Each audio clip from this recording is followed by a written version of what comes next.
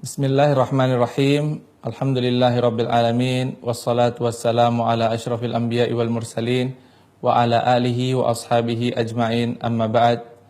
Para kaum muslimin yang semoga dirahmati oleh Allah Subhanahu wa taala. Banyak ibadah yang sudah kita lakukan. Kita selalu salat 5 waktu. Di bulan Ramadan kita berpuasa kepada Allah Subhanahu wa taala. Kita panjatkan seluruh nikmat kita kepada Allah Subhanahu wa taala. Namun pernahkah kita berpikir bahwasanya apa yang telah kita lakukan ini diterima atau tidak oleh Allah Subhanahu wa taala? Sedangkan yang penting dari amalan yang kita kerjakan itu adalah diterimanya oleh Allah Subhanahu wa taala.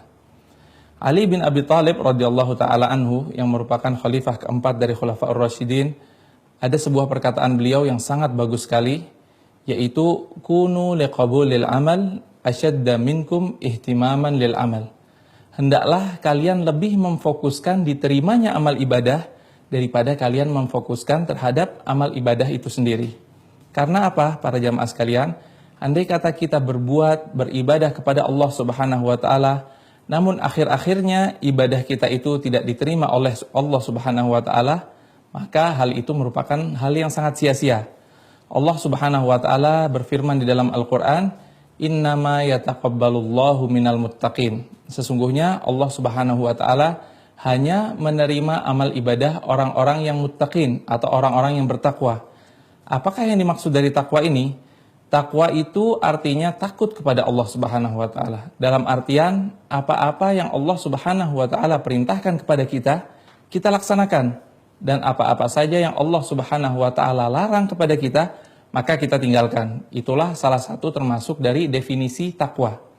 Jadi hendaklah kita mengetahui dan kita fokus terhadap amal ibadah kita, apakah diterima oleh Allah Subhanahu wa taala atau tidak. Ada sebuah kisah menarik dari Nabi Ibrahim alaihissalam bersama dengan putra beliau Nabi Ismail alaihissalam. Nabi Ibrahim dan Nabi Ismail alaihissalam diperintahkan oleh Allah Subhanahu wa taala dalam sebuah ibadah yang ibadah ini sangat mulia sekali, sangat agung sekali, yaitu mendirikan Ka'bah dan mengangkat pondasi-pondasi Ka'bah. Allah Subhanahu wa taala mengkisahkannya di dalam Al-Qur'an. A'udzubillahi minasyaitonir rajim. Wa idz yarfa'u Ibrahimul qawa'ida minal baiti wa Ismail, Rabbana taqabbal minna. Ketika Nabiullah taala Ibrahim dan Nabiullah taala Ismail alaihi wassalam mengangkat pondasi-pondasi Ka'bah, mereka berdua berkata, Rabbana taqabbal minna, ya Allah, terimalah amal perbuatan kami. Kita tahu sama-sama bahwasanya yang memerintahkan ini langsung Allah Subhanahu wa taala. Dan yang diperintahkan itu bukan orang-orang seperti kita. Namun beliau berdua adalah nabi di antara nabi-nabi Allah Subhanahu wa taala. Dan ketika dua nabi tersebut, Nabi Ibrahim dan Nabi Ismail alaihi wassalam diperintahkan oleh Allah, mereka berdua tetap memohon kepada Allah Subhanahu wa taala, Rabbana taqabbal minna. Ya Allah, terimalah amal perbuatan kami. Itu yang dilakukan oleh dua nabi yang mulia. Bagaimana dengan kita? Kita hanya orang-orang biasa yang jauh sekali amal perbuatan kita di antara amal para nabi-nabi Allah Ta'ala yang sangat mulia.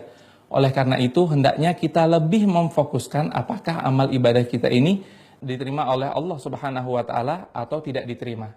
Dalam hadis lain, Rasulullah Sallallahu Alaihi Wasallam bersabda, Ahabbul a'mali ilallah adwamuha wa in qalla.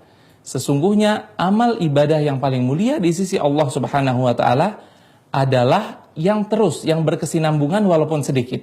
Sebagai contohnya, pada suatu hari kita sholat duha 12 rakaat. Namun setelah itu seminggu selanjutnya kita tidak pernah melaksanakan sholat duha. Dan kita bandingkan dengan orang yang selalu konsisten sholat duha setiap hari walaupun hanya 2 rakaat. Sekarang 2 rakaat, besok 2 rakaat, lusa 2 rakaat.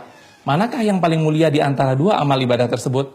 Otomatis yang kedua, karena dia selalu kontinu, dia selalu melaksanakan sholat duha tersebut secara berkesinambungan, walaupun sedikit dibandingkan dengan yang awal tadi, dia melaksanakan sholat duha 12 rakaat, namun hanya 1 hari saja, pada hari-hari berikutnya dia tidak pernah melaksanakan sholat duha lagi. Itu sesuai dengan hadis Rasulullah SAW,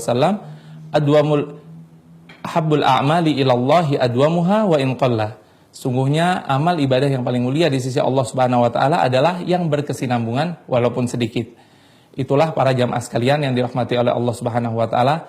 Mudah-mudahan kita bisa konsisten atas seluruh amal ibadah yang kita laksanakan dan kita selalu meningkatkan keimanan dan ketakwaan kita kepada Allah Subhanahu wa taala, dan selalu kita camkan dalam diri kita masing-masing, sesungguhnya yang terpenting dari ibadah kita yaitu diterimanya di sisi Allah Subhanahu wa taala dan bukan dari komposisi banyaknya.